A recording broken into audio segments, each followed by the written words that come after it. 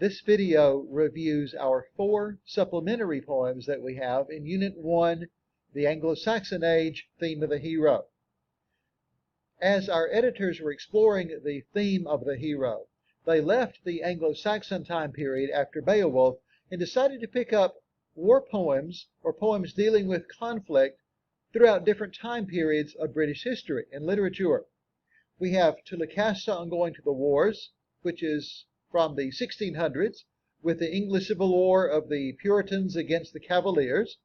We also have The Charge of the Light Brigade by Tennyson in the Crimean War in the 1800s. We also have 2 World War I poems, one by a lady who set up field hospitals during World War I and World War II, as well as a soldier in World War I, Wilfred Owen. We're exploring, remember, the theme of heroism, what makes a hero, how the term hero is defined in different ways throughout the ages. We've had Beowulf already, and so now we'll take a look at our first poem. This is in Poetry Collection 1, and that is To Lucasta on Going to the Wars. A very short poem, but one that is a very personal poem about a man talking to his beloved as he's getting ready to go to war, and of course she does not want him to go. Tell me not, sweet, I am unkind, that from the nunnery of thy chaste breast and quiet mind to war in arms I fly. So they must have been having a conversation already, and she's calling him unkind, and he's trying to respond to that. So he responds by using a metaphor. He's having an affair, but it's an affair with war. His new mistress, he says, is the first foe in the field. He is going around hugging others, he's embracing others, but those others are a sword, a horse, and a shield. And then he says, yet this inconstancy is such as you too shall adore. If we put that in our words, we'd say, this infidelity, though, is a kind of infidelity, sweetheart, that you ought to admire in me. It's an infidelity because I cherish my honor. Yet this inconstancy is such as thou too shalt adore. I could not love thee, dear, so much, loved I not honor more. And so as a man of honor, he thinks he wouldn't be worth loving by her if he shirked his duty, if he did not respond to that duty at all. So there we have an interesting view of heroism as portrayed simply in a conversation between a man and his beloved. The next one we have is a very famous poem by Tennyson. Tennyson we usually think of as our main Victorian poet, just as Charles Dickens was our main Victorian novelist. But this is The Charge of the Light Brigade, which was a horribly planned military maneuver. And yet these 600 men followed their orders. They went into battle knowing the odds were horribly against them. And of course, very few of those 600 actually got to come back at all. Half a league, half a league, half a league onward, all in the valley of death rode the 600. Forward the Light Brigade, charge for the guns, he said. Into the valley of death rode the 600. So that valley of death that they're riding into, that metaphorical valley of death, ends up becoming a literal valley of death for these soldiers. And of course, Tennyson is using that phrase from the 23rd Psalm, yea, though I walk through the valley of the shadow of death, I will fear no evil, for thou art with me. But here, rather than a poem of faith, we have a poem of honor and a poem of courage and a poem of sacrifice. For the Light Brigade, was there a man dismayed? Not though the soldier knew someone had blundered. So Tennyson became the poet laureate for the country, the official poet of the country. He wants to provide a patriotic poem in honor of these men, but he still does not shirk his responsibility in showing how pitifully this maneuver was planned. And so he comes right out and says, someone had blundered. But from the soldier's perspective, theirs not to make reply, theirs not to reason why, theirs but to do and die. Into the valley of death rode the 600. Cannon to the right of them, cannon to the left of them, cannon in front of them volleyed and thundered. Stormed at with shot and shell, boldly they rode and well. Into the jaws of death, into the mouth of hell, rode the 600. Flashed all their sabres bare, flashed as they turned in air, sabring the gunners there, charging an army while all the world wondered. Plunged in the battery smoke, right through the line they broke. Cossack and Russian reeled from the sabre stroke, shattered and sundered. Then they rode back, but not the 600. And so here he portrays that these people went into battle knowing that they had armaments all around them, cannons going off all around them, and that they would not come back. And yet, that was their mission. That was their charge. And they fulfill that charge. And so he ends by saying, when can their glory fade? Oh, the wild charge they made. All the world wondered. Honor the charge they made. Honor the Light Brigade. Noble 600.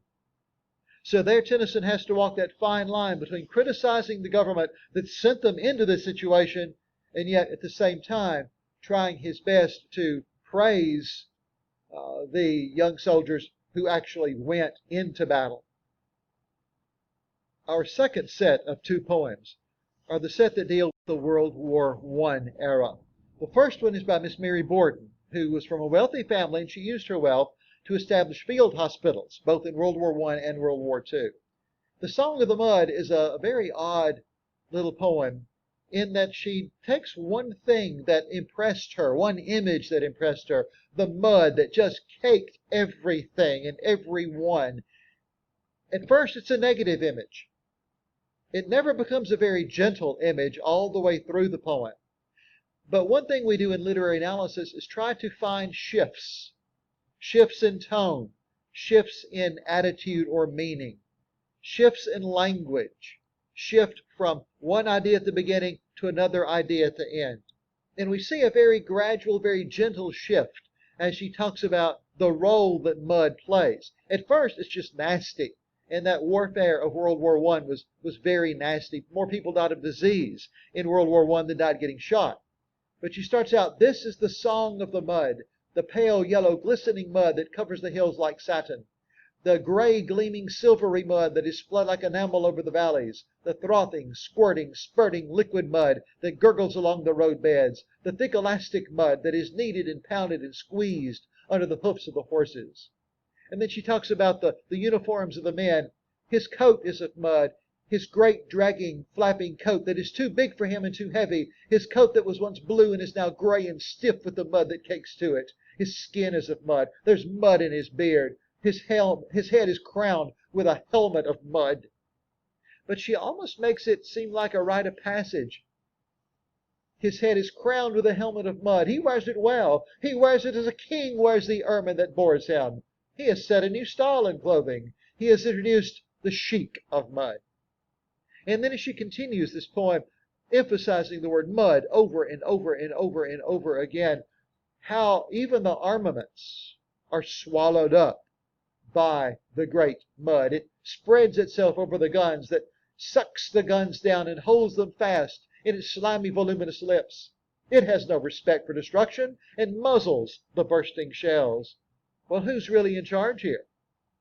The people who are traveling on top of the ground? Is it the armaments? Is it all of the tanks and all of the cannons? What we find out in the poem, the mud has always been in charge. The earth has always been in charge. It swallows us. It swallows everything that we make.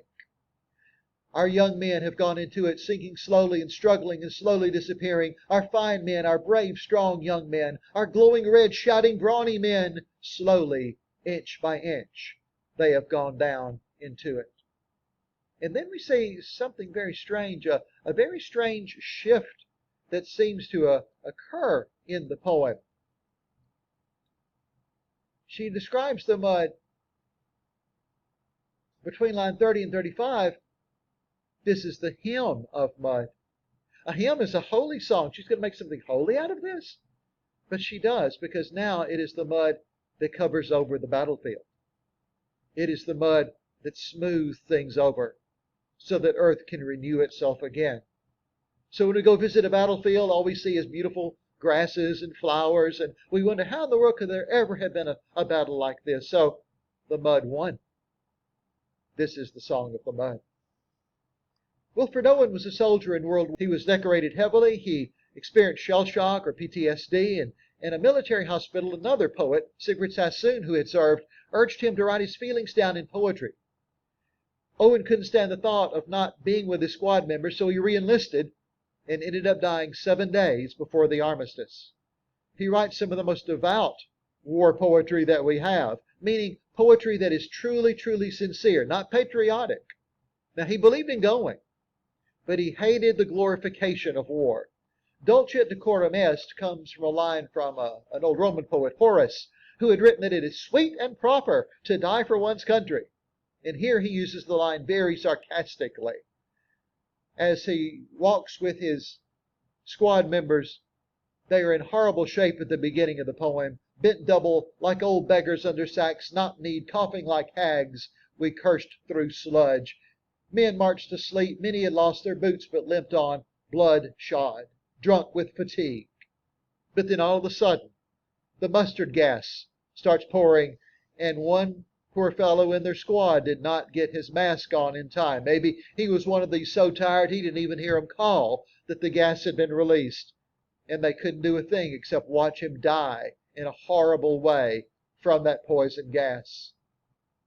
In all my dreams, before my helpless sight, he plunges at me, guttering, choking, drowning.